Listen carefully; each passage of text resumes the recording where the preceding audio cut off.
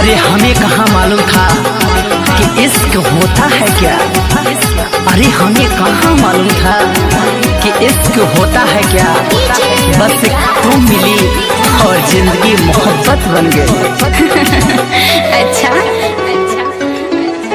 रहा अखिया के सोझायब हमर तू हो जा, दिल में बात तोहरे ही ना।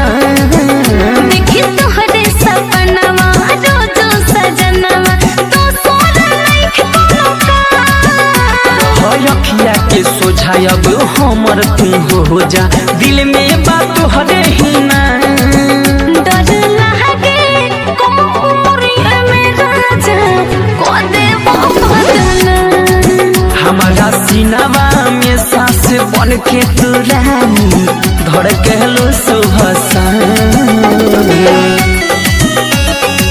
Music by Shiv Manmohan. अरे करीब आ जाओ जरा, तुम बिन जीना है मुश्किल। अरे करीब आ जाओ जरा, तुम बिन जीना है मुश्किल। दिल को तुमसे नहीं तुम्हारे हर अदा से मोहब्बत। लाल रंग के ओठा लाली ओढ़ी लाल ओढ़नी चोरावा तारू दिल भइल बारू दिल चोरनी।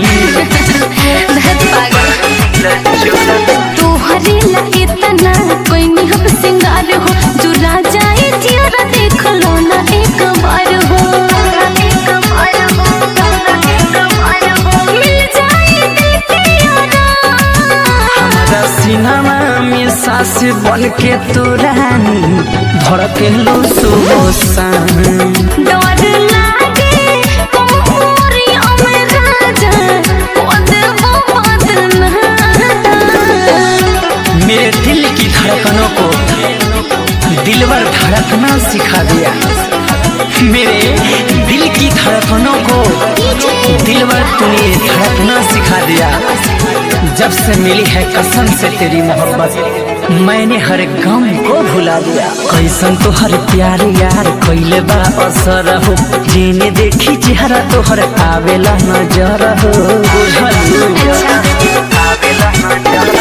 तोहरे जैसन हमरो भइल बाटे हाल हो, सच पहली सुना प्रभा ससिलाल हो।